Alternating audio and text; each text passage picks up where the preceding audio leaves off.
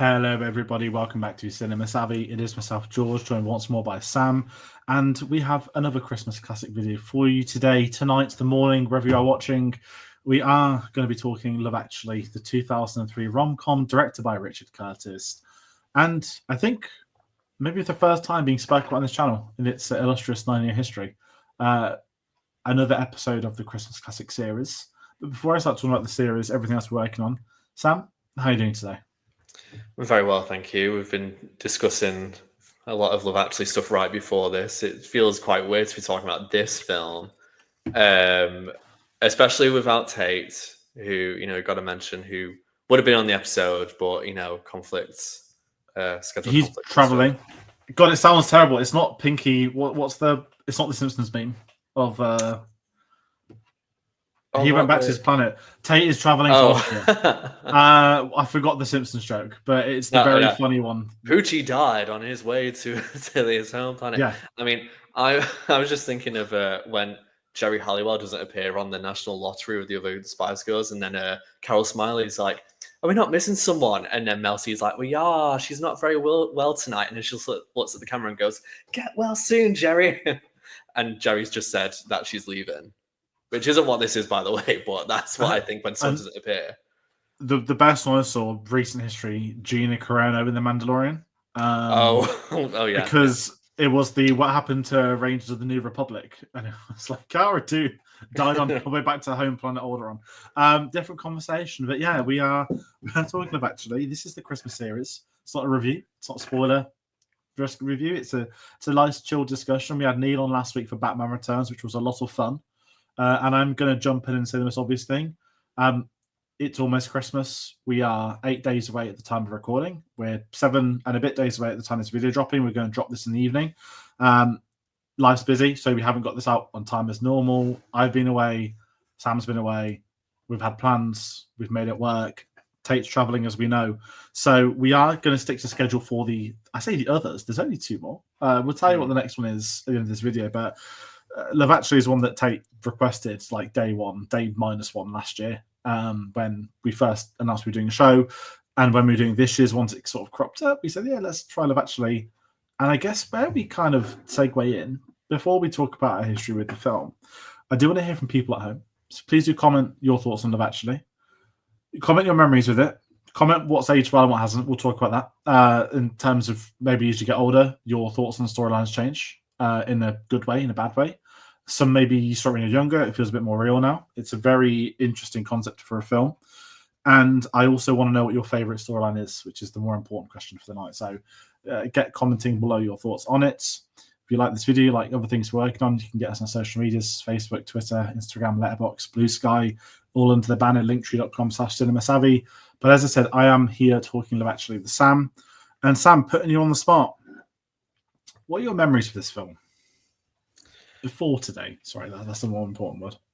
It felt really big, which out of context sounds weird, but like it felt like a moment, not a perfect moment like Marty McCutcheon said, but I mean it felt like, because this was at a time where it felt like there wasn't a lot of collaboration between high profile stars, and this was all about the names. Like there was so many names in this, and I was 8 when this came out.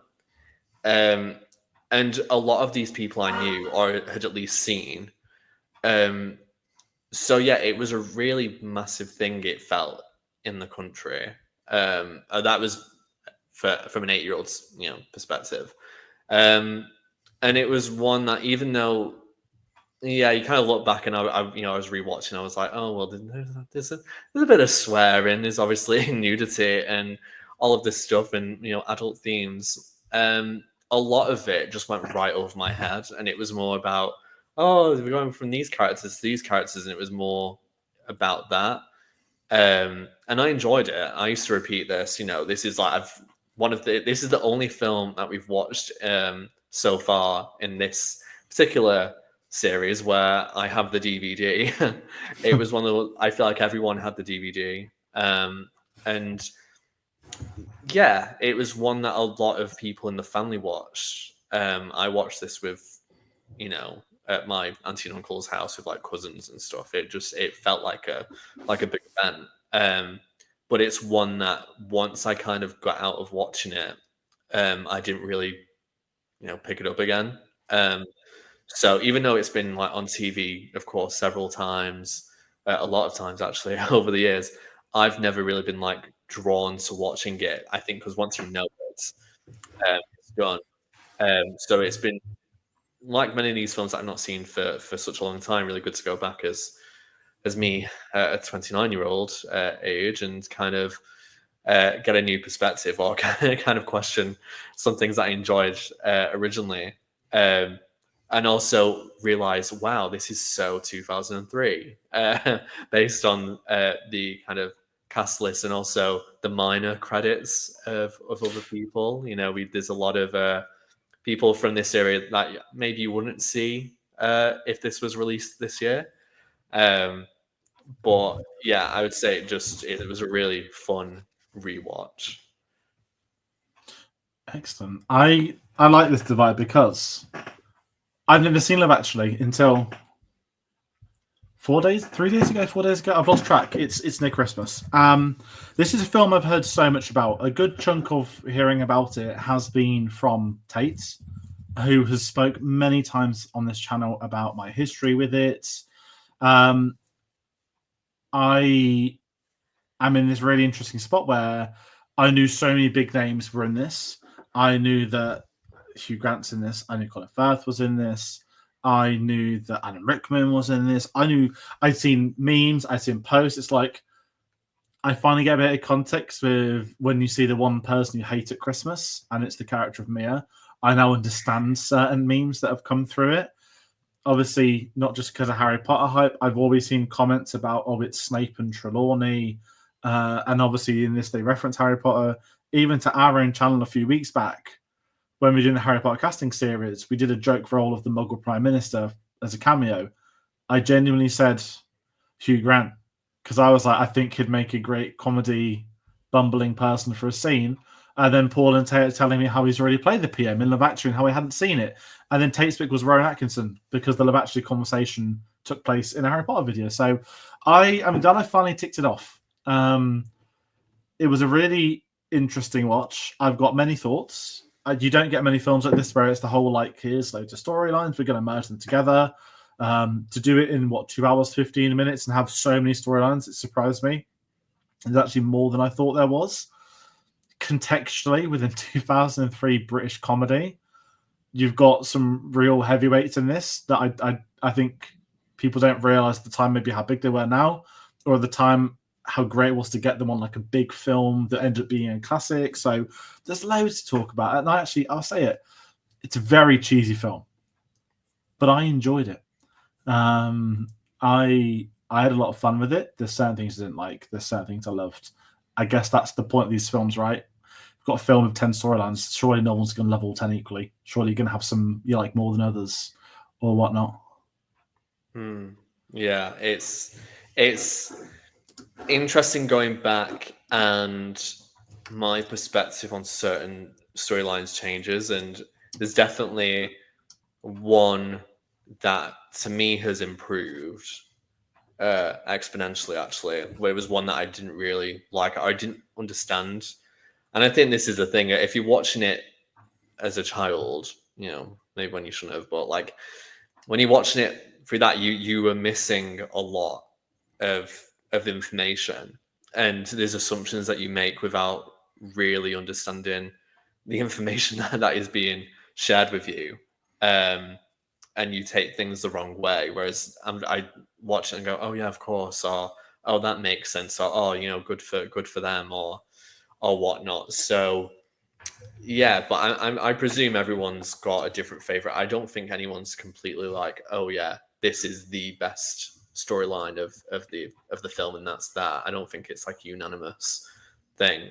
But I don't really tend to speak to people about this film, and I don't know whether it's the fact that a lot of people I know just don't watch it nowadays, or maybe like me, they watched it a lot at one point when it was more fresh, and over time, maybe it's just not one that sticks out or comes to the forefront. Well, it's one that is very well known, I think, because it obviously, I think it did well in America as well, or at least, I think that's why it kind of, stands today. I mean, it's only 20 years, but I mean, I wonder if this will have a legacy, like some of the really classic films that we've taken a look at have. Yeah, I mean, I was dreading this, the letterbox synopsis. So we've mentioned storylines. You know how long these letterbox synopses are? Guess how long this one is. You've got to think there's multiple storylines. Take your pick. I'm gonna say, I don't know. Is it like over 4 lines? Is it? Thankfully, it's the equivalent of 2. Okay. You ready? Well, 8 London couples try to deal with their relationships in different ways. Their tryst with love makes them discover how complicated relationships can be. Feels a bit like an understatement for this film. Considering Letterboxd has given us essays on things such as Home Alone, which doesn't need an essay. No. The title is the essay, Home Alone. So yeah, let's get into that. I mean, we're not going to divvy this up with like, let's go through all 8 storylines, but we are going to talk about, I guess, a chunk of them. Maybe toward the end, we'll do a quick ranking for people that might like those sorts of things. Maybe we'll talk about certain characters, scenarios, the real life. Certainly, as I'm older, I don't know what it would have been like as a kid, but having worked in an office, like when you for those that have worked in an office and then gone to rewatch a show like Office UK, not US, I've just got to clarify. It is that thing of like, I get why this was so popular at the time because everyone's been in these scenarios. I know Keith, I know this, I know those couple who are meant to be. The Office did that so well in the noughties, and I wonder if Love Actually, not saying relationship wise has done that, but there's a very interesting thing of I see these sorts of people around. I am aware of these situations. Not everything. Definitely not the stand-ins. That's going to be one that probably creeped a lot of people out. But then you look at the careers actors from that have gone on to have from 03. I think the first season of The Office, I'm going to talk about Martin Freeman really quickly. Office season 1, was that 2001 or 2002? I've not seen it, but I feel like it was before this. Is the vibe that I get? I think young it's all. Martin I feel Freeman. like it's all, yeah. I don't know what we would call it. Pre-Hobbit Martin Freeman, pre-Hollywood Martin Freeman. Yeah, I feel like pre-Hobbit. I think he'd done a lot of things before that, so I'm like, I don't know if it broke America. Do you know what I mean? It's always interesting. Maybe pre-Sherlock. Martin Freeman, because that started in 2010. Yes, that's a much better. Yes, I'm with you. Pre-Sherlock Martin Freeman, I'm with you. That works better. God, that is right. That's the tipping point. And look at what that cast have gone on to do. You've got Moriarty, you've got Andrew Scott, you've got, of course, Cumberbatch, Martin Freeman. What a great cast. What a great first 2 seasons of a show. Don't know if I sound like a Star Wars fan, but yeah, we didn't talk about the other one. But, oh God, where did we get started? Okay. Why did we pick this film, Sam? It's a question we always ask. Now, we don't have Tate with us to go for the full personal side of things, but I'm at least going to say, as a new viewer, I'm going to not criticize Tate because he'll be watching. He called this the ultimate Christmas film to me. Now, granted, we just did Batman Returns. That is an alternate Christmas film. Love Actually is very Christmassy. I was surprised at how Christmassy it was. I thought this was like a Valentine's film that people just watched at Christmas because I didn't realize Christmas was part of it. And kind of looking back, it's not just blatantly obvious why we picked it. Of course, it's a Christmas film. But I don't know if this lends itself over to you well. I don't know if there's been a Christmas film like this. But there's been plenty of Hallmark Channel 5 films, whatever you want to call them, whatever country you're in. But specifically this, I know there's one called New Year's Eve, where it's the same logic. We split up storylines. Is there a Valentine's Day one? There is. Yeah, I feel like this as a choice. I think it's a really good choice, and I think I would have liked to have heard, what Tate thinks about it. So it is a shame that he's not here, but I think we decided to go on with it because again, George hasn't seen it, and it's a film that I've not gone back to in a long time. So I think it lends itself automatically because of that. It is a classic. It's I guess more of a modern classic at this stage, and I think it's one where I don't think you go out of having a conversation or looking at this film and get everything. You will go back to it again and find something else out. I just learned about certain cast members that I had no idea were in it. I was like, oh, right, okay. It's just kind of crazy how it connects. But I think it's one that, you know, a lot of people have grown up with. Especially people who are around our age. If you're not George anyway. So I think yeah, and to me it's a very obvious Christmas film to me. I think the way in which it's kind of an alternate one is that it's so split in its storylines. It's not like there's not one main thing. I think I would automatically class the Prime Minister's storyline as being kind of the core of it, and everything else is around. At least that's what it feels like the film is asking of me to think, or telling me to think. But no, I think it's not too much of an alternative one. And yeah, I like how it kind of goes like 5 weeks before Christmas, 4 weeks before Christmas, and it's like you can Christmas Eve. It's I really like that. I do like the whole setup of it. That the thing that bothers me about having a massive cast like this is that you kind of want to spend more time really delving into the stories, and just when you feel like you kind of got one good thing out of it, you then skip to another set of characters and you don't go back for 20 minutes, and it's like okay. So I mean that's my kind of main flaw of the film as kind of a production. I'm with you. I think there's some stories in here that lend itself really well to a short. I mean, it's essentially 8 short films that cross over toward the end, and I know it's meant to cover all types of relationships: the people that don't get with anybody, the people that have been cheating, the one who can't find someone. It's varied and it's doing so many things, but I love the structure, and it's not just the varying storylines, as you mentioned, the Christmas countdown, starting at 5 weeks before, ending it on Christmas Eve. Even the epilogue I've really enjoyed. Okay, it's at Heathrow, but the film starts there too, and I think it was a really interesting way of doing it. Now, we had a bit of a discussion before we even started this. I basically was like, I've never seen a Richard Curtis film. I found out I'd seen The Boat That Rocked, but I did not realise how not much he'd done. The quality of his work, everything he's worked on has almost turned to gold.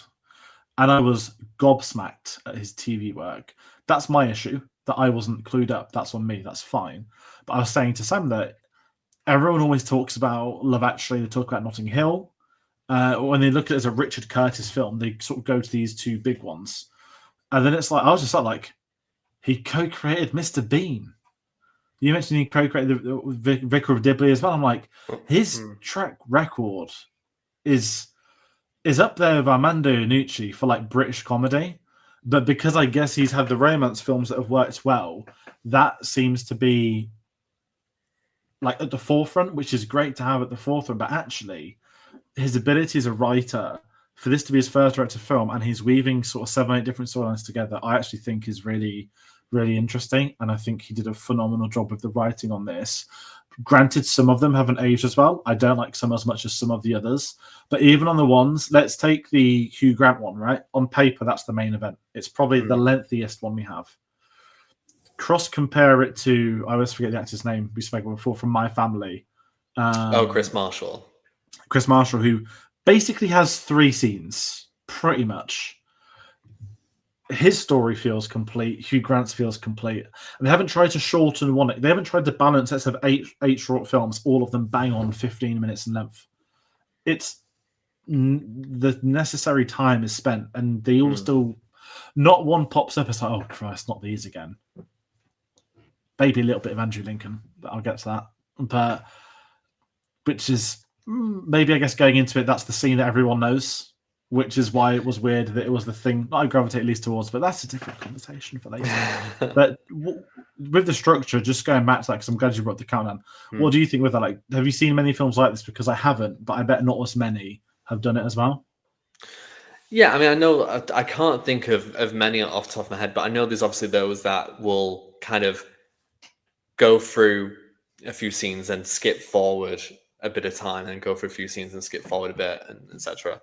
And I think that can really work. I think it's a nice thing to kind of go through some, maybe actually get to the meaty bits. But I mean, sometimes you need to kind of have those kind of, either down moments to recompose for the next big thing.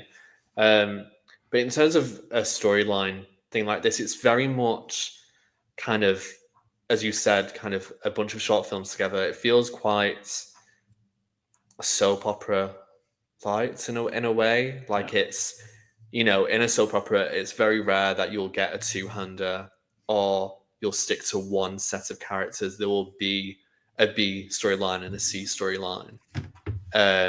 Here you have, I guess, a couple of A storylines, more B storylines, and then a couple of C storylines. You can definitely see, so for example, we mentioned Chris Marshall. He's probably one of the C storylines, as is Martin Freeman and Joanna Page. They're the C storyline ones, whereas the Prime Minister Hugh Grant, that's an A storyline. I think Liam Neeson's is an A storyline, and Emma Thompson's and Alan Rickman are an A storyline. Everything else is B between that. You can kind of say maybe Laura Linney's a C, but I would put that in B. Again, this is just my own way my head structures it. Maybe people will think a bit different, but I mean that's kind of, as a viewer, that's what I saw. So Keira Knightley, Andrew Lincoln, that stuff, that's for me B storyline. What's he called? Colin Firth, B storyline. There's so many things going on. I do commend them for making this work, but I think there's a reason why this isn't done very often, and why films like New Year's Eve, whatever, and the Valentine's Day version, they just don't really work. I think it's really difficult to make all of those storylines feel like they fit, and connect them, and all be entertaining in their own ways. And I think this just manages to do it. Obviously we're going to think that there's better storylines than others. And I haven't seen those other films, so I don't know. But based on what I've heard, they don't do that as well as this. But I guess if I was making a film, I would find this a real challenge, especially when you've got some massive names, as you do, and some up and comers as well. So I mean, there's a lot of stuff to balance, and especially when you're trying to make it romantic in some places, and funny throughout. It's a big challenge for Richard Curtis, and but again, as you said, based on his TV work and the films that he'd done or he'd helped work on prior to this, he clearly knows what he's doing, and I think that's what again part lends itself to the success that it had when it came out, because I think there's so many people who loved it. It's only been in recent years that I've heard of people who've not been a fan of this film or have said that they hate it. And in some ways I kind of get it, but if I'm being really kind of objective about it, I don't think there's anything that largely sticks out as being, oh, this is a terrible film. I just think that would be disingenuous. I'm with you. And that's kind of an interesting one for me, that I was somewhat not concerned coming in, but this isn't my typical film that I'd put on a Friday night. And when we get to the monthly stream, people will be gobsmacked at some of the films I've been watching this month. Not just the sheer quantity of Christmas films, but some of those Christmas films I've been watching are not ones people would associate me with, which has been quite eye-opening. And I think this film will sort of maybe set a tone for that, knowing that, okay, Love Actually is coming. I need to start working around it. I need to start building to it. And I enjoyed it. I thought it was fun. And I really like what you said about the tears, and it is fun thinking of them, because I guess with making films like these, the structuring is one issue. I guess even filming it's a challenge, right? That I don't want to talk about the worst movie I've ever seen in my life, movie 43, but you mentioned that this was the beginning of the A-listers coming together for films, and trying now I've mentioned move forward through, I can't get the image of the fucking ball sack on Hugh Jackman's face out of my mind. Honestly, truly the worst I've ever seen in my life. But Wow. this really, honestly, it's bad. It's bad. You know when they say there's a bad film, and sometimes bad films are entertaining. This is not just like The Room level of poor.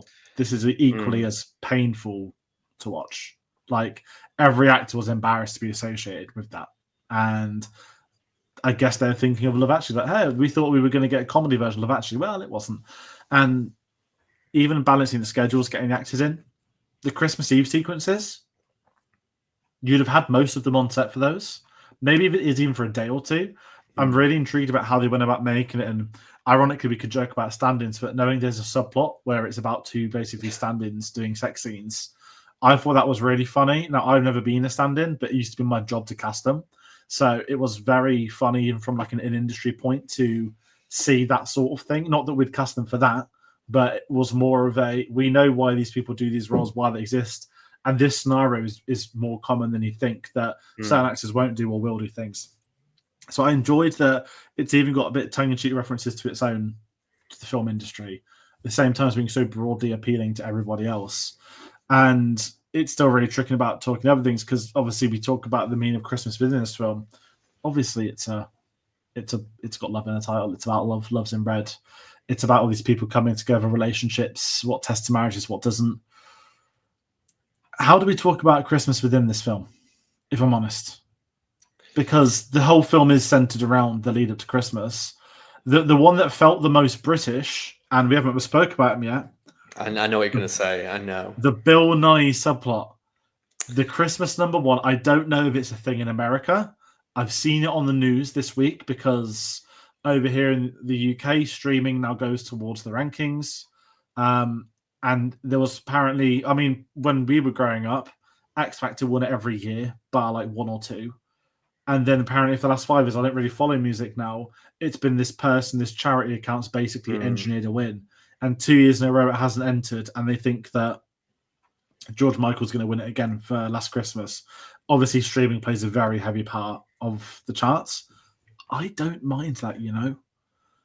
I really don't. I know it defeats the purpose and the origins, but the problem with chart music I have is, let's talk about not the giant in the room, I forgot the saying, but Taylor Swift goes and remakes her album again with like one lyric change, and a gazillion people buy the vinyls to prop it up.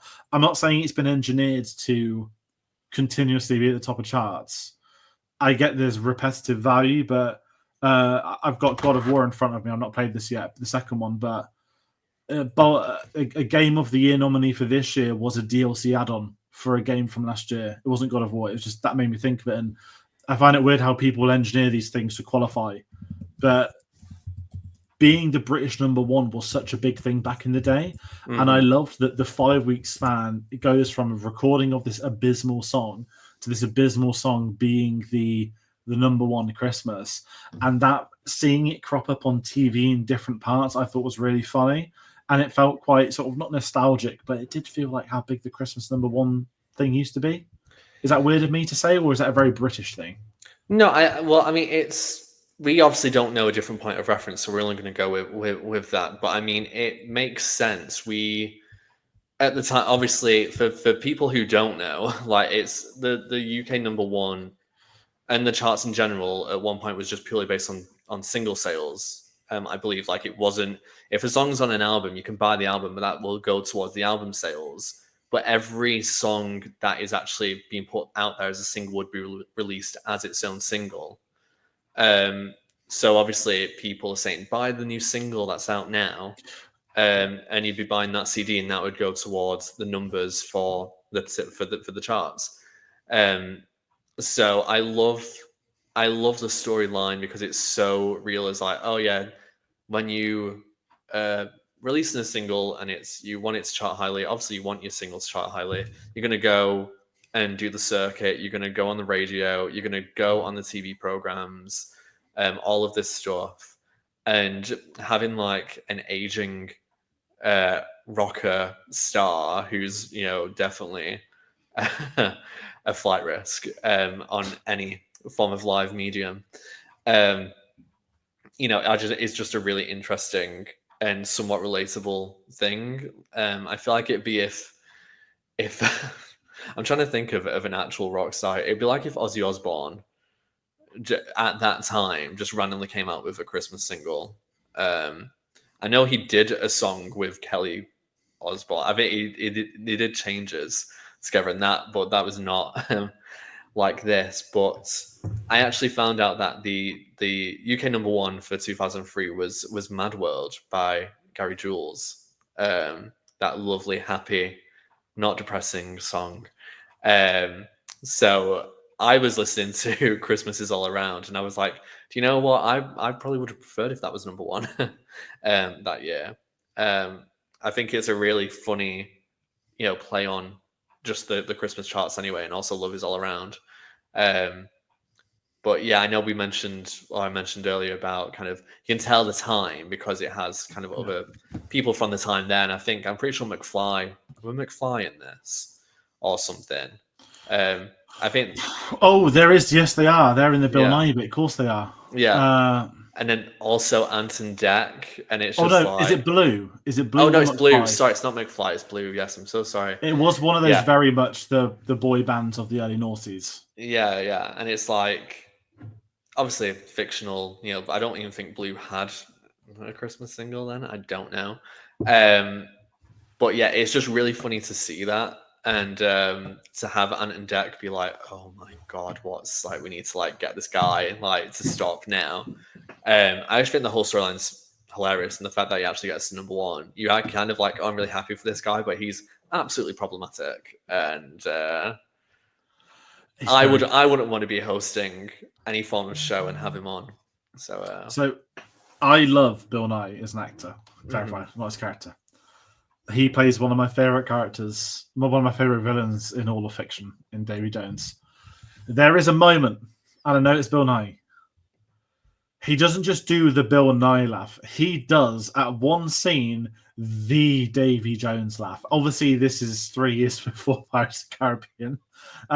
Dead Man's Chest, but when I'm not going to try and do it. But it's... I can't even say it's because that ends up me doing it. But I was like, oh my god, my head shifted. I was wide awake. I was like, the Davy Jones laugh. It is Davy Jones. But his lines are very funny. Not all of them. Obviously he's a creep. The fact his storyline ends with, I'm just going to sit here and watch porn with you. I say very British. It's not something British people do. But dodgy blokes like that in the early noughties, probably. Some awful lines. Contextually, that just made me think of the Elton John quote. There is some very outdated comedy in this. Some other outdated things we'll talk about. I'm not getting into the whole modern politics on a film from 03. I'm not here to police old stuff, but sort of not segueing into it. But the big one for me heading into this film was the Keira Knightley, the placard, the meme of her saying is I look rather beautiful. Is it that? Or I look rather pretty. That's the one. I see it so much, and I've seen the cards. I've not watched The Walking Dead. I know about The Walking Dead. I associate Andrew Lincoln to The Walking Dead, not to this. I know a lot of other people the other way around, where to them it's this guy from The Bachelor is now in Walking Dead. So I've always seen the cards. I've seen parodies of it. I've seen memes of it. It's one of the most iconic images in Christmas film. Is that as a genre? It is. So I was gobsmacked to realize. Not only was it not the final scene of the film, not only did they not get together, but actually, my really basic presumption going in was his best friend was with the girl of his dreams that he's always been in love with, and they were maybe an item, and he wanted to try and win her back or to win her from his friend. Something a bit more, not realistic, but something a bit more narrative structured for film.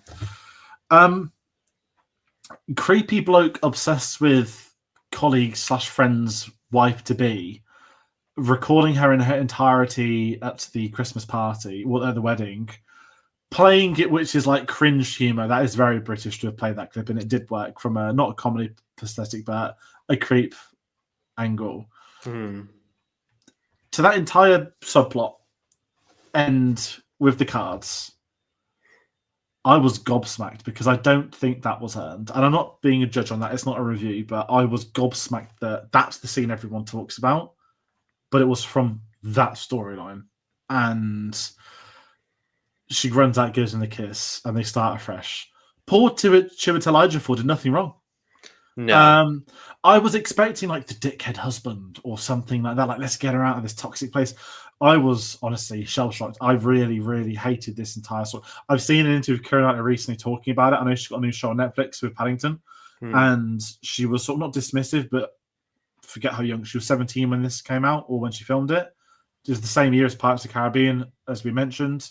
The year after Bend It Like Beckham. For those that haven't seen that, I'm not getting into modern politics, but meant a 17-year-old meant to be tying that and marrying like a 30-year-old, to me, it's just a bit creepy. I know she hasn't ever aged, and that Keira Knightley has looked like the same from day one to day where we are now. But I just thought it was a really not creepy subplot. Maybe because it's the subplot everyone knows about, I was more shocked and like not vibing with it. Because with that in place, I loved so much of it.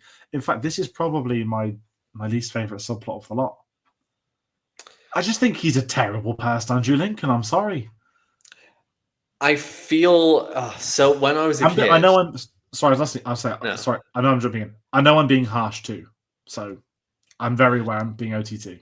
No, I think it's fair. As a kid, I wasn't confused, but I was just kind of like, I don't know if you're supposed to be like going, oh, that's really sad for him that he doesn't have the girl of his dreams and whatever. And then, but I think the kiss confused me as a child because I was like, oh, are they going to start something secretly? I just didn't get it. As an adult, yeah, I actually pay attention to, subtext and stuff, and when he goes enough, it's like, all right, okay, that's it. He will move on and stuff. But yeah, it probably is my least favorite as well. And it's awful because I think the whole setup of the wedding is so great, and it's like, really supportive best friend. He makes sure that his guy has got everything that he needs, so that he's going to have a happy life with his new wife. But for it to be what it is, I mean, it leads to the awesome inclusion of Dido into the soundtrack. When he goes out of his flat, whatever it is. But I do in some way sympathize with Andrew Lincoln being like, oh, you really like someone, you love her, and you cannot be with her, and I get that, but his actions, I'm just like, but why? And to go to this completely romantic placard thing, which is on the line of romantic and crazy. It's definitely blurred. And it just, I feel like on paper, this sounds like it could be a nice thing. But I feel like had they made some different choices, it actually could have paid off a bit more. I probably expected more conflict out of this. And it feels the fact that, no one is the wiser. It's just between those two. And in some way, Laura Linney as well. It's just kind of like, oh, okay. I don't know. I probably would have rather it be more open-ended, rather than kind of, oh, he's over it now, or oh, he's moving on, and we're all going to be friends, which is what it seems like at the end Heathrow airport scene. So the cringy thumbs up, I hate it as well. I know that's more of a me thing. I mean, I know I end every video with that, but I could never do after like pouring your heart out without saying a word on signs after creeping out your best friend's wife. They're all good now. Hooray! Like, I know. I mean, I think originally the Chris Marshall storyline would be my least favorite, but I do find it somewhat endearing. It's really stupidly entertaining. Like, here's the fucking idiot that's gone to America. Oh my god, it's actually worked out for him. It's like British Dumb and Dumber. Like, if that would have happened, like, I'm gonna ditch my entire life to go to the States to try and get because I would be the person, I'd be the friend who'd be like, no, like, what are you doing? Like, this is just an absolute stupid thing to do. It's not gonna work. And the fact that it works so well. And he's in Milwaukee. Ridiculous. Like, he hasn't gone to LA. He hasn't gone to New York at Christmas. He's gone there, and I just think I've got one of the writers online. I think she's based in like Milwaukee. She always like posts about memes about how there's no cinema stuff there. It was such a random location, and I think because that was a C tier one, as you said, right? If you're looking at them in like a tiering, that's like, this is the joke when we're not really going to take seriously. It's got 3 scenes, and I think it does the job of being insane. It's like, it worked out for this guy. And I know I mentioned context earlier. In 2003, for the Americans unfamiliar, maybe this isn't a nostalgic umbrella. Freeview has launched but isn't mandatory at that point in time. One of the biggest British sitcoms is My Family, which growing up was one of my family's favourite sitcoms. It had a great cast. Zoe Wanamaker's in it. Obviously, to many people our age at that point, it was like, oh my god, it's Madame Hooch. And Chris, oh god, sorry, the surname, I always forget his surname. Marshall. Chris Marshall, ICG was like, he's always rumoured to play the Doctor. I feel like for the last 10 to 15 years, and I know he moved out of comedy and did more dramas. He did BT adverts. He would have been an excellent Doctor, just as a side piece. I'd have loved to have seen that. But even in 2003, a bit like Martin Freeman in The Office, it's that, hey, these are what these guys were doing. Like, if that was today, if Love Actually was today, he's not in the film, and Martin Freeman probably goes in the A-tier storyline. Like, I'm not saying let's do a new one, but if you were looking at the stature of British actors to put into something like this, Freeman, maybe not A-list, maybe he'd be pleasantly sat in the B-list, but he would not be the I'm the nudes. It's great to see him return to his comedy roots, but am I like over reading into it? Maybe a little bit. But I mean, I think the Chris Marshall storyline is actually not as bad as I thought it would be. Again on rewatch, and I think it's definitely an interesting way to go, but I think it shows that anything is possible, especially at Christmas. And we were talking about some of the cast who do join him in Milwaukee or who come from there, and it's actually crazy because I knew every single one. Like, I'd think as a kid I didn't know any of the women apart from maybe Denise Richards and Shannon Elizabeth, but we've said January Jones, who obviously has done so much since then.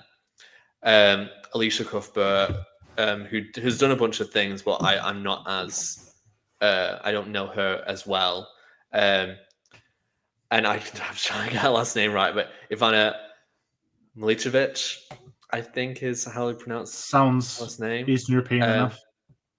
Yeah, but she was obviously a model. And turned to acting. So yeah, you've got those 3 anyway, and then of course Shannon Elizabeth and Denise Richards. And my fun fact thing is that that's 3 Bond girls who were in there, because I've got to do something to Bond if I can, and that's because Denise Richards in The World's Not Enough, Ivana was in Casino Royale, and Shannon Elizabeth was in the video game Everything or Nothing. So I just found that really interesting in my own head, anyway, to put that together. That they're all within this storyline, and they all are in the world of Bond in some way. So I just thought that was interesting. They've got to be in on the joke. Like, I know you've told it me now. I know Casino Royale didn't exist at that point in time as well, actually. But 2003, you're bringing in like. We want a really good-looking American actress who does everyone know who's like a model. I'm not saying it's Denise Richards, like everybody knew who Denise Richards was, but there must have been that comparison of he's British, you're American, you're Denise Richards, we're going for these models, you're a Bond girl. That would have been subconsciously there somewhere, right? Like, we knew she was obviously bigger than Bond before she was in Bond, but I feel that as a British production, that would have been like an even bigger inside joke somewhere. Well, the thing is, because it's Shannon Elizabeth who's walking up to the house in Milwaukee, and you don't see her face, and then she's the first one who comes out of the departure gate at Heathrow at the end, and then she says I think it's her sister is Denise Richards. So you only see Shannon Elizabeth and Denise Richards at the end, and out of the 5, those 2 are probably the most like, oh my god, her faces, because Shannon Elizabeth had obviously had like big massive fame at the end of the late 90s, early noughties with American Pie and stuff, and Denise Richards obviously as well. It just seems like a no-brainer. And I think it's really important. Like, if you were going to get like the 2 really pretty American actresses who were kind of massive at that time, those would be kind of the 2 that you go to, because a lot of people are going to know them, whether or not you've actually watched their films. They would have still been in the zeitgeist. That's why I feel like an actress like Martine McCutcheon is like in there, because I feel like she would not be in this film now. Like, it just wouldn't. She wouldn't be in it, but she still had such star power at that time that it was like, yeah, of course she'll be in one of the main storylines. That's why it's just so interesting to go back to see how all these actors are placed within this film. Like, we mentioned Andrew Lincoln and Keira Knightley before, like, massive. All of those actors so massive now, but back then they're still on the rise. It's just, there's so many characters, there's so many things to talk about still. It's just crazy. There's a load. I know you made a comment about wanting to rank them. I sort of do, but I'd be just saying names that I can't remember. I'd love to talk. We haven't spoke about 2 key ones. Mm-hmm. One of them actually was quite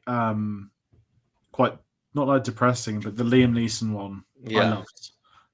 Probably one of the most real storylines from the whole thing, if I'm honest. Obviously, dealing with loss at Christmas is a pretty big thing, especially people that might have gone through something across that year. And I think watching this was quite, not like upsetting. I loved this so much because you are dealing with the loss, you're dealing with mourning, with grieving, and he's having to be a stepdad. Obviously, Thomas Hanks is in this. At this point in time, I don't think he's Thomas Brody Sangster, but to me, he was a kid from Nanny McPhee growing up, and then he was in Game of Thrones, and then he was in everything. And I think he's one of those great child actors that's gone on to be a very good actor. He basically hasn't aged a day. But the Liam Neeson story, I think that one of the reasons why it hit a bit harder, and this is really sort of morbid for me to say, is knowing that in real life it was only a few years later that Natasha Richardson passed away. So his character dealing with the loss of his wife, watching in 2024 for the first time, almost felt like it could have been about that. And I know it's acting, it's their job, it's not real, but he would have had to experience that himself in the years that followed. And I think it was a really touching story, that it wasn't just about grieving that one. It was about him doing better by his stepson. And I really liked that. Of course, a bit cheesy with the whole airport sequence with Rowan Atkinson popping in his angel sequences, but I've really liked the Liam Neeson story. I don't know what you thought on that. I know it's a bit difficult as well to talk about, but I think you're not doing Christmas the right thing if you're doing 10 different storylines. I think you're right to do a storyline on something like this. Yeah, it's one of my favorites, if not my favorite. It definitely hit very close to home at the time. I think I wouldn't have seen this in the cinema, obviously, but I would have seen it on DVD in 2004. My dad had passed the previous year, so we'd had a Christmas without. So it's a very weird kind of storyline to see. In some ways, it's nice, I think, and I think the resolution to all of it is really, really lovely. I did get kind of shocked because Liam Neeson's just talking to Emma Thompson, and the funeral has just happened, and then she's just mocking him for crying. It's done in a funny way where she's like, "Oh, no one's gonna want to fuck you or shag you if you keep crying." And I'm like, they've literally just had the funeral. Maybe let the guy breathe. And I know this is this whole kind of stereotype and connotation of kind of, oh, if men lose their wives, they get with someone else really quickly. And it feels like this film, supports that in a way. It's like, let the guy just kind of grieve and live a bit of life and spend time with his stepson and just kind of move on a bit. But I was like, whoa, let's just chill out there, Emma. But I mean, I know it's all like kind of poking fun, and it is getting to that ending where, the only woman who would be good enough for him is Claudia Schiffer, and it turns out that the woman that he meets is Claudia Schiffer as a character. But it's just so funny, and I think really heartwarming. I think it's the relationship between, not only just a father and son, but a father and stepson. He doesn't even call him dad, which I certainly understand until like the very end, and that's a really sweet earned moment because they've actually really grown close.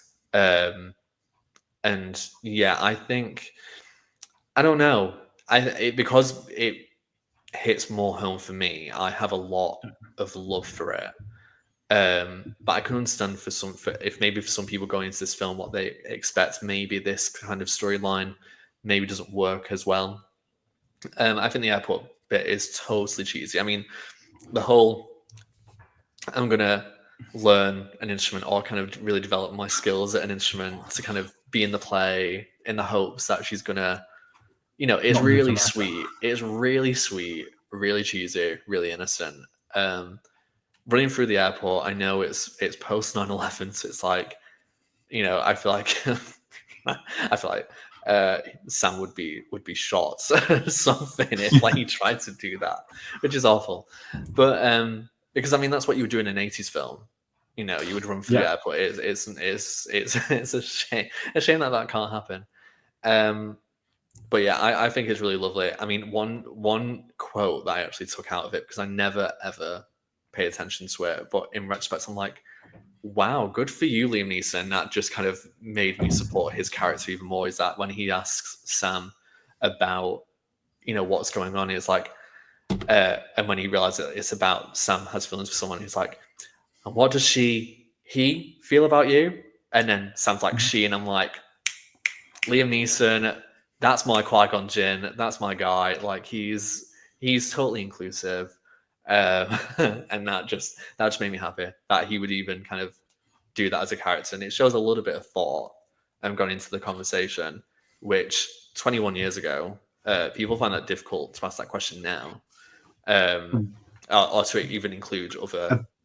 The same film, sorry to jump in the same film goes the other spectrum with an Elton John joke, which is like wild that you've got this great little moment, as you said, to a kid as well in 2003. In this film that teases people's weights that doesn't need to, teases many things, very typical of early noughties British comedy, I'd say. You see, I've never seen Bridget Jones, but I see these things where it's like Bridget Jones was called fat for decades. You see a photo of Bridget Jones, I'm like, excuse me? And it's wild. And yeah, it's a great, that feels the most real storyline of the whole lot. And it's hard to associate with, like, I guess if you're a Londoner, it's different. But it's like, here's 8 London-centric storylines. 5 or 6 of them are so overly far-fetched, but there'll be 2 or 3 that stick with everyone. And I don't mind far-fetched ones. It's Christmas. The PM getting with someone in his like office suite. The American president trying to make a move. By the way, Billy Bob Thornton rocking up in this completely caught me off guard. No one's ever mentioned him to me in this. I was like, what? He's like, so minor. Bob? He's so minor. I know, he plays such a sleaze really well. Like, really well. And it's the cheesiest story. And I love Hugh Grant. I've really grown to love him as time's gone by. Back in those days, he was a spitting image of my uncle, and I genuinely mean and say that, not anymore. And obviously now he's playing all these great comedic roles, but actually he was doing it all along in the rom-coms. No one wanted to say anything, and he was very almost Gordon Lockhart. Still one of the biggest what-ifs in Harry Potter lore. Kenneth Branagh, though, could have been in this film. Would have been a bit awkward with the Emma Thompson storyline, which segues into that. Sorry to sort of jump in, but no. The Alan Rickman I always get Emma Thompson mixed up as Emma Thompson. Emma Thompson is Christopher Nolan's wife. I knew about the Alan Rickman subplot, the cheating subplot. I'd always seen memes about him being a villain at Christmas time because of Die Hard, because of this. It's a really, again, I don't have a wife. I don't have children, so I've not had an affair to have had or would have if I had them. I think it's a very real storyline. I think that sort of thing would happen a lot, especially that time of year. I know this film hits home about you've got to be truthful at Christmas. Emma Thompson almost broke me at the CD sequence. It was such a powerful scene. Again, knowing she's gone through that, not to that extent, but of course, like without getting tabloidish, it's very well known. But the Alan Rickman character, it's the ending that works for me on this because he says, "I've been a fool." Like he hasn't technically cheated, but by intention has, and he knows. And even though he didn't actually do it, I thought he had gone and done it because I'd never seen it. Everyone had made out he'd already buying the gift to a degree takes you to a bad level. Yeah. But I actually thought we were going to get. I was waiting for a scene of him to go there to meet her, and he never did. Maybe because I'd read about him being horrible these years, I'd somewhat preferred it. But I really like how they ended that. When it gets to New Year's, it's not hunky dory. There's a divide there, and that divide will fictionally stay there. And I thought, again, knowing that Emma Thompson's basically the key of the entire film, almost everyone ends up coming back to her in her capacity. I really like. She's Hugh Grant's sister. She's the PM sister. She's attached to that storyline. She is obviously in her own storyline. She is the friend of Liam Neeson's wife that's been killed. She is. She knows Colin Firth, right, as well. Do they work together? I can't remember. She's the center of the whole thing. Yeah. And I loved her in it. And I think it's as you mentioned, like an A tier storyline within it. I really liked this one. And I love Alan Rickman. Truly one of the best British actors. Not just because I'm on a Harry Potter hype and rewatching them, but given he's got one of the most recognizable voices in cinema, he is still able to switch up every performance like no other. And there are very few stage actors who have gone on to have an impact in cinema like him. And it's still remarkable that he has 2 Christmas classics playing these roles. And I quite like the fact rather than be a sleazy cheating bloke, he has someone that had somewhat good intentions, but he was trying to set up his colleagues together because he knew they were in love, and he falls into this dark trap.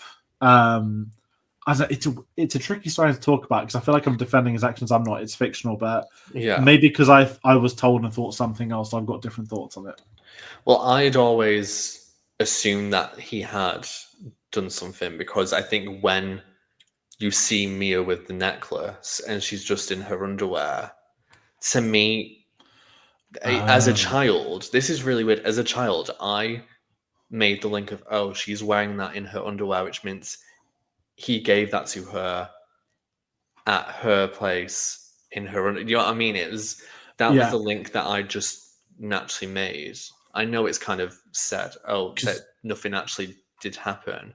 But to spend £270 or whatever it was on a necklace for someone that you've not done, I don't know. I think Mia's got fucking balls to be doing what she's doing. Yeah. I mean, it's crazy. Could you imagine? No, I just could not imagine acting in such a way.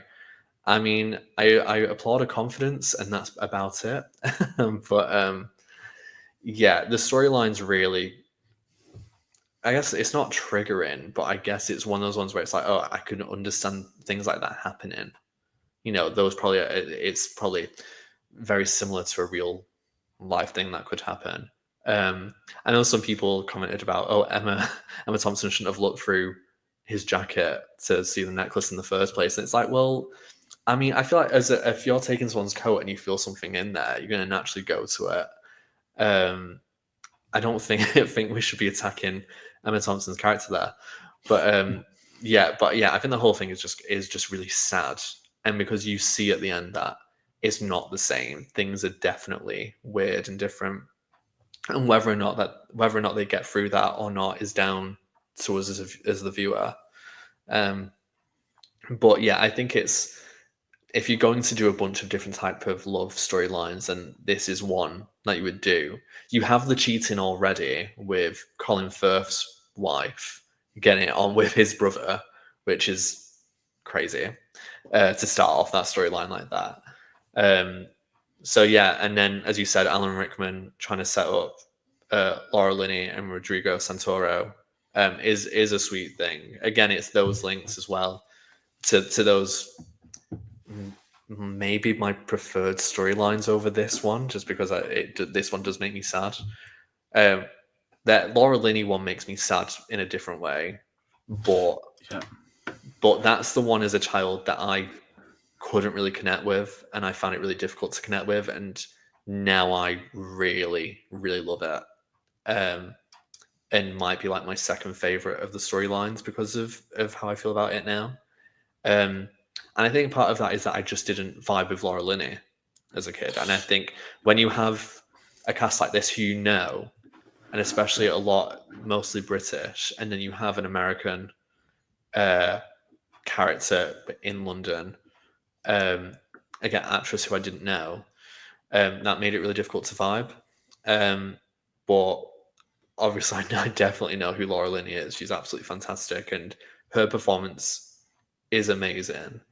Definitely like on par with Emma Thompson, I would say. I think she's just so good. And I really wish that they'd gotten together. And I think as a kid, I was selfish in thinking, oh, well, she should have just not gone. She should have not gone to her brother and all that. But as an adult, seeing that she chooses her family, that she chooses someone who doesn't have any other family, she's the one, takes a lot for her to stop everything else for her brother. And I respect it a lot. Does not help that Rodrigo Santoro is absolutely gorgeous. I mean, they both look so good together. It's like Clark Kent, like when he takes the glasses and everything off, it's like holy fucking shit, like he's ripped. Like you wouldn't think it because he's in the baggy suit, he's got the glasses, he's a bit like not nerdy, but it's very hidden. Yeah. And then like he's just literally shredded after. It's wild that he did that. He did Charlie's Angels Full Throttle like the year after this, or it was the same year. So he was like right up there in like coming into kind of these films now. And I just saw him in these two films. I was like, who is this person? Not really understanding why I was drawn to this person at the time. But yeah, I think I would have liked for him to have done more, but it was Laura Linney's storyline, not his. And I think it's one of those things where it goes with timing. It just wasn't the right time for those two characters to get together, which is a real shame because Laura Linney, she says when she's speaking with Alan Rickman, he's like, and how long have you been in love with him? And she's like, 5 years, blah, blah, blah. And I was like, oh. So that's one of those ones where it's definitely up there as one of my favorites, if not my favorite. And yeah, again, just absolutely stellar performances. Definitely. I mean, we've been going for over an hour. It's a bit different this because we've sort of spoken about the 8 storylines. Have we missed any out? Do I need to? Yeah, Colin Firth and yes, Jamie and Aurelia. Yes. Loved it. Cheesy. Got my favourite 2 lines that I like in the whole film. Super cute. I mean, it's definitely like in the top half of the storylines anyway. I think it's real. I feel really bad for Colin Firth, and I think it's weird because Colin Firth's like, he's the leading man. He's kind of, he's the leader. He's opposite Hugh Grant in Bridget Jones and all of that stuff. And he gets cheated on at the beginning of the film. And it's like, oh, and for him to kind of, make this effort for this woman and for her to be doing the same. It's just so, so cute that they will learn languages in order to be together. And the ending of that, when walking through the streets, I think the whole stuff with the sisters a bit weird and stuff. But yeah, it's like wait till you meet my sister, and then it's like horrible. Like, I know how British humor would mock like foreign. This is like Borat humor pre-Borat. It's like, why would you want to buy my daughter? I won't sell you this one. I have to pay to take her. And I was like, this is awful, but I'm gonna say it. I thought it was very funny, and that's fine. I can get chastised for that. But It's the lines that got me was the driving you is my favorite part of the day, and saying goodbye to you is my worst part of the day in the different languages. That was sweet. The Grinch grew a heart this year. That's like my logic of when I like swell up. Loved their storyline. Felt the most not real because they get engaged after knowing each other for a few weeks, but the whole Ryan Giggs element, like coming home from a wedding to your wife, girlfriend with your brother, was wild. And I like that he got a nice happy ending after. Yeah. There's a lot of fun with the. There was a lot of fun. I love Colin. As I've got, I mean, I didn't mind Colin Firth as a kid. I didn't really see him in much, but as I've got older, I just sort of love him in everything, retrospectively. Yeah. Again, like maybe I will need to watch the Bridget Jones films before the new one. I won't be reviewing them. I'm just going to say that, but I think you should. I've not seen the third one, but the first two I've watched a lot. I heard I know that they killed off Hugh Grant in the third one, but now he's back for the fourth one, and they didn't actually kill him off in an airplane crash. He magically survived, and no one knew. Oh, so I have no idea. Anything past the second, I don't know. Sorry, spoiled. Well, I've read that, so I've never read the books, obviously. Apparently, the third book was that bad. They went and made the third film and made it an original film. But the fourth film is now this terrible third book that no one wanted to do. So that's what I'm looking forward to. But I know the first two are outright bona fide classics, which I'm guessing are the two Richard Curtis did, which makes it, again, makes me want to watch it a little bit more. So that's something for me to eventually watch. I guess I was going to say that we've not spoken actually too much about the Prime Minister and Hugh Grant and Martine McCutcheon. I mean, that's cute, and I think Martine McCutcheon is like super relatable. Like, she's not prim and proper. She's a down to earth. I think she's positioned as she's the average girl. Your average can't be the PM, which is wild. Yeah, which is why the whole weight thing just makes me so like angry, because she's just not fat, and it's far from it's just crazy. I don't know. I mean, the storyline in general with the Prime Minister, I don't have too much interest with. I think it's probably in the lower half. Just because as much as I like Hugh Grant's performance and Martine McCutcheon's performance and all that, I don't really care too much about anything else that's going on apart from them two, growing closer and flirting a bit. And I think it's, they kiss at the play. That's cute. And when they last see each other at the airport, she's jumping up and she's not changing for him. Which is the takeaway that I get, is that they'll be together because they love each other and they love them for them and not for any other reason. Yeah, and I like that. It felt not the most organic as such, but I guess if you're looking at the context of it's the early noughties, it's Hugh Grant, the heartthrob. How could Hugh Grant ever be single in his life?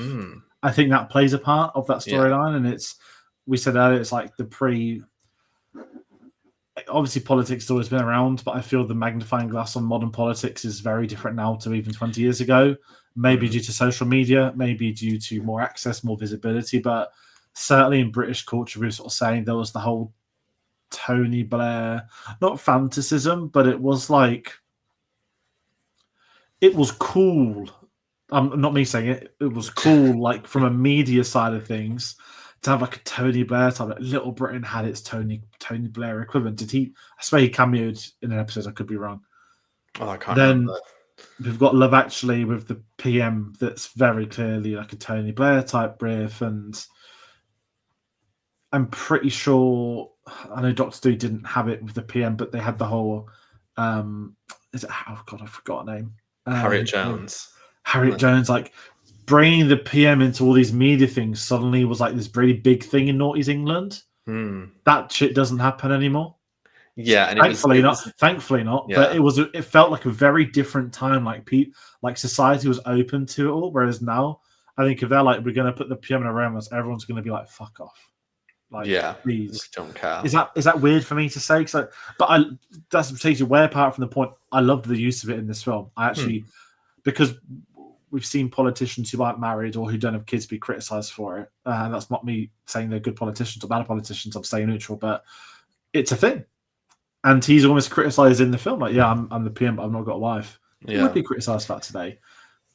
I mean, luckily we don't get to know too much about his policies or anything political, so it lends itself to a guy who's in just a really high-profile job as a politician, the Prime Minister, and the concept is, what if the Prime Minister was single and one of his staff he fell in love with, and it wasn't something creepy and weird like Bill Clinton and Monica Lewinsky situation. It was actually the nice version of that where no parties were hurt. So I think that, I mean, the only other storyline that we've not really spoken about that doesn't have a lot to say, I know we mentioned them, but is Martin Freeman and Joanna Page, and I really like that story. I think it's such a nice, fun thing, and I think it's super cute, which is, it's probably for me the cutest thing, and I'm really happy that they're happy. It just, I don't know what it does, but to go from just talking naked to each other to, oh yeah, we're engaged by the end of the film, like, again, really, really nice. I'm with you. I thought it was really cute, and I think it makes it nice that they both had such great careers after this film. Like, if you look at they're not on the posters, they're not anything for this. And then it's like, there's Stacey from Gavin and Stacey, there's Martin Freeman, who's in everything. And I think I've read season 1 of The Office was out, whether season 2 was, but his storyline in The Office was the romance side of it. It's like, is he going to get with, oh God, I've forgotten her name. Are they going to get together? And that's the whole thing for 2 years. Are they going to get together when? And like, they put him in the romance and didn't just do that again. Like, when they're going to get together, it's a really awkward situation. And it's worse. I thought it was nice. I thought it was a lot of fun. Something that wasn't overly drawn out. The asking them out scene I thought was really cute. I liked that. And then they get a little happy ending. They're together at the nativity, which I quite like the nativity scene as well. With the lobsters, it's I mean, there was never any lobsters in the nativity that I did. I'll put it. What did you play when you were younger? I remember playing. I was definitely like a shepherd. I was like a really non-entity. I was there. Yeah, I was not pretty enough to be front and center, apparently. So I loved. So I'd say the same for you. You had to. This is like off the record, but it's fine for Americans that don't know about you. Every school does the nativity. It's primary school, right? Like reception. It's not. We would do it reception year 1, year 2, and you would do one. Yeah, we never did any alternate assembly/play until year 3, and then it would be its own thing. Wow. Okay, so our primary school, everyone did reception nativity. Then the Christmas stuff evolved every year after. 04, we did a very weird Live Aid one where we had to dress up as someone from the 04 version. Oh, wow. There are no photos, but I know exactly what rapper I played in that, which was very funny. But I was one of the 3 wise men. Primary school got that right. Yes, I'm getting ego. I am intelligent. So it's like, not quite. I mean, what roles are there for the guys? Basically, just Joseph, the wise 3 wise men. I mean, yeah. There's not a lot of parts. Shepherds are all right. Shepherds is. Yeah, you said that actually, but yeah, Shepherds is fine. I think I had 1 or 2 lines, but it was very just like, I don't know. I don't even know what it would be. It was. I mean, it's a long time ago since I've done anything. It's like 26 years, maybe 27. No, that's no. 20. Mine would have been in the year 90. Mine was in the year 2000. My last one would have been 2001. Oh, no, 2002. I don't know. We're going way away from it, but 4-year-old George was much cuter. Yeah, sorry, weird tangent. It's again, and what else was Martin Freeman in? Oh yeah, the film called Nativity. So let's keep that going. But there we go. It was meant to be, but I'm not Love Actually now, but I've got the note here. Final thoughts. Mm-hmm. Do we try a ranking or maybe a top 5 without putting you on the spot too much? What do you think? I mean, yeah, I could probably try. I could probably try and do a ranking. To be honest, I'm gonna try. Okay. I think I'll go from my least favorite to my favorite. So I'll go with the what's it called? The Andrew Lincoln ones. Yeah, Juliet, Peter, and Mark. That's my least favorite storyline. Next would be the Colin, Tony, and the American Girls. I think it's much better than the last one, but I think not one that I would think is the best at all. Then I'd probably go David and Natalie. So Prime Minister and Natalie. That would be that'd be the next one. Then probably Harry, Karen, and Mia. So that storyline would be next. Again, really well done, but maybe just not my favorite out of this selection. Then Billy, Mac, and Joe.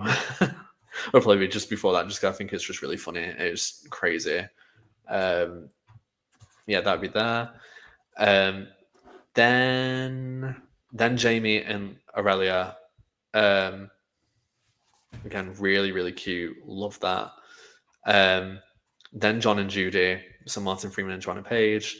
Then I'll put Sarah, Carl, and Michael as second. And then Daniel, Sam, Joanna, and Carol as first. I think. And so to me that fits. Okay. I don't know the characters' names yet, so I'm going off the actors' apologies. That's fine. Right. Okay. So let me I say let me look at Wikipedia. Okay. In 8th place. So I'm gonna do the same as you, least favorite to favorite. In 8th place, I've got Juliet, Peter, and Mark, which is Keira Knightley and Andrew Lincoln being a creep. In 7th place, I'm so sorry, I know you put it 2nd place on yours, but I really didn't care for Sarah, Carl, and Michael. I really like the stuff with the brother, and it felt a bit more real, but I didn't enjoy it that much. 6th place, I'm going to put in Colin, Tony, and the American Girls. It has no right to be 6th, but I'm not going to put it any higher than that. In 5th place, I'm going to have, oh my words, Billy, Mac, and Joe. I've really enjoyed it. I thought it was very funny, but again, there's not as much meaning. It's more of the comedic side pieces that sort of flutter the story together. In 4th place, I'm going to put David and Natalie, which is Hugh Grant, the Prime Minister storyline. In 3rd place, I'm going to put John and Judy because I thought it was really sweet. It was really authentic. It was kind of ridiculous that they met that way, and I think sometimes meeting people that way is as great as it can get. 2nd place, I'm going to put Jamie and Aurelia, which is Colin Firth. Hold on, have I miscounted? Because I have. Sorry. In 1st place is not Alan Rickman. That would be 2nd place, which is Harry, Karen, and Mia. And in 0 place, which is really 1st place, I'm going for Daniel, Sam, Joanna, and Carol, which is Liam Neeson. All right, okay. 1, 2, 3, 4, 5, 6, 7. There's 9. I'm so sorry. I got my order completely mixed up. 9 to 1 I just did there. Did I miss anyone out then? I've not missed. No, you didn't do a countdown. For some reason, I read there was 8 stories. Letterboxd is wrong. They said there was 8 stories. There we go. There's 9. Yeah. There's 9. I know we didn't really put Rowan Atkinson's character in, but to be honest, I don't really care for any of his scenes. I feel like this is at the point in time where I'm kind of just a bit over the Rowan Atkinson skit. The gift wrap. Yeah. So this is very snobby. I'm sorry. For the 2nd time in my life last month, I went to Fortnum and Mason and bought something. For those that don't know what Fortnum and Mason is, picture the worst types of people, myself included. The whole entire floor and every floor is a red carpet. The obviously very wealthy, the most richest, the snobbiest, the royal family shop there. It's a 5-floor departmental store in London, and everything is disgusting priced. they did a Paddington collaboration, didn't they? So my mum was a big fan of Paddington. A lot of family things have been on, so I thought I'd surprise that I bought her the Paddington marmalade chocolates, which retail price was £40 for 20, which is disgraceful. I didn't pay £40. I paid 20. Cashier's fault. Legend. Thank you. I won't name names. Because I was at Fort Mason, I wanted to fit in, so I bought reduced chocolate. Literally, it had just been Halloween. Like, it was the start of November, so reduced today. It was like £6.50 for a chocolate bunny still. I was trying to get the train to get home after I'd been to the press screening. And it's just like, can I just get one of the chocolate rabbits? Thanks. They gift wrapped, without me asking, a chocolate rabbit. It went into a lustrous wrapper that got taped over. The wrapper then went into like a paper napkin-y thing. It got taped over. It then went into a bag that was then sealed. And the bag was then placed into a cardboard box that was sellotaped shut. It was then put into an official shopping bag. Oh my gosh. Because it was meant to be half price, that's why I accidentally did my Paddington chocolates half price. But anyway, I hadn't seen the film. So when I told Tate, he was like, literally, it's a scene from Love Actually. And I was getting, it's not the SAS fault. Obviously, the whole point of that film is it's Rowan Atkinson's, but I'm glad somewhere they've been taking the piss out of Christmas gift wrapping. I don't care for Rowan Atkinson. I thought that scene was great because that's very real. I didn't ask for it to be gift wrapped. I just wanted a fucking bit of chocolate to eat because I was hungry. But there's my Rowan Atkinson story. Sorry to really go wide, but I needed to bring that up because it was, if anyone's ever been in Fortnum Mason, go to the chocolate section, you'll get some really nice chocolate and you'll get pissed off how long it takes them to gift wrap it. Yeah, sorry, that's like a weird little rant to get into my final thoughts, which is I surprisingly really enjoyed the film. I really didn't think I was going to like it. And I've been watching films since Love Actually that I didn't think I'd like, which I'm really enjoying. I'll give a hint for half of what I'm halfway through. The Holiday. That's it. Plug Jude Law. Skeleton Crew tomorrow. Yeah, exactly.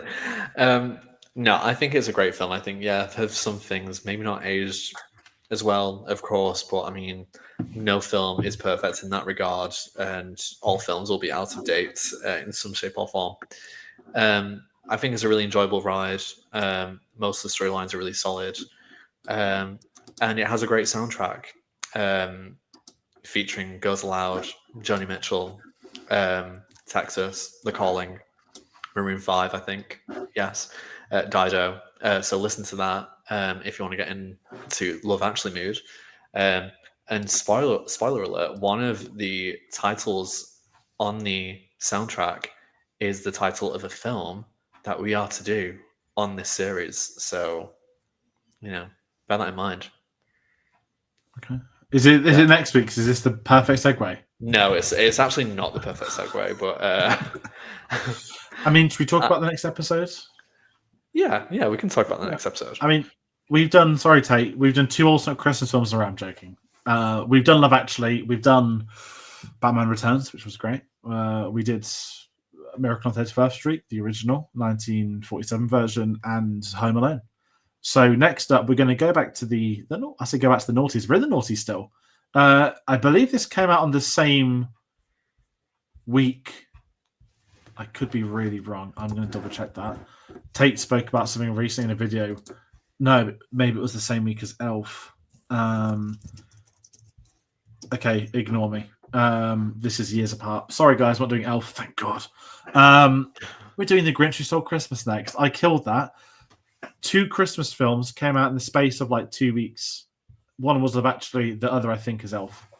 Both went on to become classics in their own right. But we're doing The Grinch Who Stole Christmas next, obviously starring Jim Carrey. Didn't even realise this. The same day Sonic the Hedgehog 3 comes out, our Grinch video goes up. Saturday the 21st it comes out for us in the UK, but that's a piss take. It's basically out Friday around the world. But yeah, The Grinch Stole Christmas is the next Christmas classic. A childhood favourite. I'm going to say it now. Absolutely. One many of us are looking forward to. We'll be doing that on Friday. We'll then announce the last film.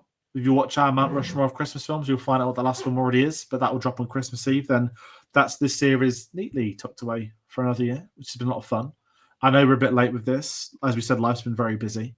but it's been great to talk about this film. I didn't think we'd go for an hour and a half, I'm completely honest, but there I were didn't so many either. storylines, so many great characters, so many little things, British context as well, the noughties. I would have been well intrigued to have got an American's opinion on this. I bet they love it and romanticize the idea of London at Christmas because of this. Probably not the case. But yeah, so that is going to do it for today's Christmas classic. I mentioned Black on Friday with the Grinch. What else is coming? Well, I mentioned Jude Law. Skeleton Crew drops tomorrow. So that's the day when this video goes up. There'll be a spoiler discussion at night time. Time is TBC. But thank you to a lot of people that joined us the first 2 episodes. I hope you're all enjoying the show. We've got new reviews, as I mentioned. I've been away. I've not seen The War for the Rohirrim, Lord of the Rings, which looks dreadful. I've not seen Kraven the Hunter, which looks dreadful. I've not seen Sonic the Hedgehog 3. Unfortunately, I missed the screening due to being away. So I'll be watching that on Saturday. And we've got Mufasa also out this week, which I missed the screening for being away, which I'll be honest, I'm not looking forward to. So there's a lot of new releases coming up, and we'll have reviews for them as we can. It's Christmas. There's a Doctor Who special. There's Skeleton Crew. There's a lot of things. When there are videos to do, we have our own lives. We'll do social media posts when they can be expected. So do wait around for them. We'll post them, linktree.com/cinemasavvy. Whether you've got us on Facebook, Twitter, Instagram, Letterboxd, or Blue Sky, we'll be able to find you on there. So that's going to do it once more. Sam, thank you so much again for joining me on this one. We hope Tate gets to Austria safely, and we'll see you all on the next one. Goodbye.